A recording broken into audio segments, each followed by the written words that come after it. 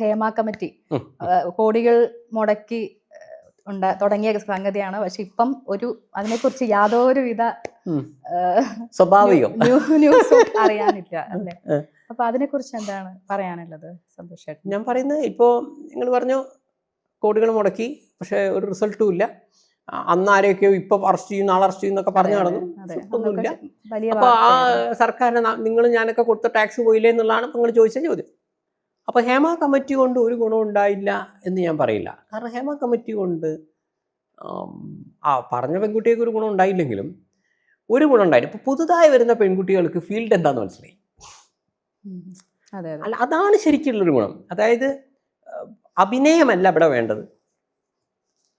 മോള് കിടന്നു കൊടുക്കണം, ചിലപ്പോൾ മകളും അമ്മയും കിടന്നു കൊടുത്താലേ റോള് കിട്ടും. കാരണം ഇതൊക്കെ ഹേമ കമ്മിറ്റിയിൽ പറഞ്ഞാണേ, നടി മാത്രം പോലെ അമ്മയും കിടന്നു കൊടുക്കണം. അപ്പോൾ എന്താണ് സിനിമ?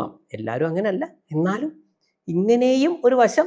കാരണം ചിലരെ വിചാരം മലയാള സിനിമ എന്ന് പറഞ്ഞാൽ സിനിമയിലൊക്കെ വളരെ മഹാന്മാരും, നായിക ഒന്ന് ഒരുത്തം കൈ കൊണ്ട് തൊട്ട് കഴിഞ്ഞാൽ കൈ കൊത്തുന്നു, നായിക എന്തെങ്കിലും ബുദ്ധിമുട്ടിച്ചാൽ കുത്തിക്കൊല്ലുന്നു, നന്മയുടെ വിളനിലങ്ങളാണല്ലോ.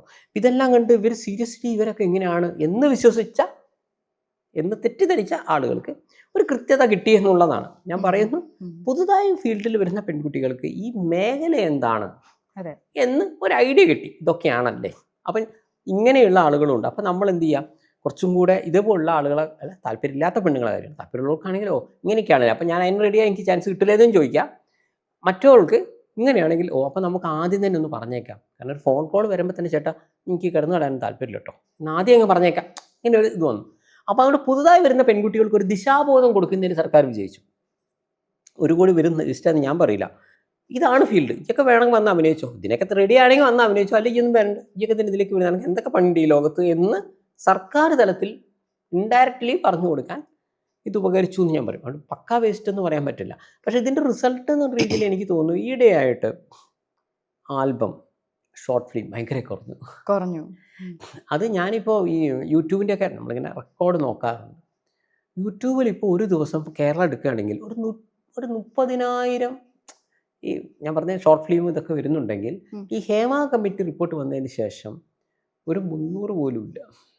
ഭയങ്കരമായി കുറഞ്ഞു. നിങ്ങളെന്നെ നോക്കൂ, നിങ്ങളുടെ ചുറ്റും എത്ര ഞാൻ ഉദ്ദേശിച്ചത് കമ്പനികളുടെ ആൽബം ഉണ്ട്. അവർ പിന്നെ അന്നും ഇന്നും അതിനുള്ളിൽ എന്ത് നടന്നാലും അന്നും ഇന്നും അവർ എടുക്കുന്നുണ്ട്, പുറത്തിറക്കുന്നുണ്ട്.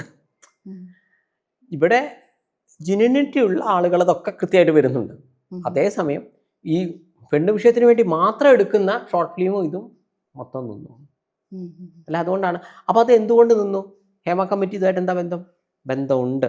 പെൺകുട്ടികൾ അങ്ങോട്ട് പറയാൻ തുടങ്ങി, ചേട്ടാ ഞാൻ വന്ന് അഭിനയിക്കാം, പക്ഷേ മറ്റുള്ള പരിപാടി നടക്കൂല കേട്ടോ. അല്ല, ഞങ്ങൾ നിങ്ങളോട് ചോദിച്ചില്ലെങ്കിൽ ഞാൻ മുൻകൂട്ടി പറയാണ്. പെൺകുട്ടിയെ കുറിച്ച് നോളജ് വന്നു. അപ്പം അങ്ങനെ വരുമ്പോൾ നിർമ്മാതാവ് അപ്പം തന്നെ മുങ്ങും. മറ്റേ സംഭവിക്കുക എന്താണ്, നിർമ്മാതാവിനോട് പറയും, ആ പെൺകുട്ടി ഇവിടെ വന്നതിന് ശേഷം നമ്മളെ വളച്ച് തിരിച്ച് എന്നൊക്കെ പറയുന്ന ആ ഡയലോഗ് കുറേ നിന്നു ഇവിടെ.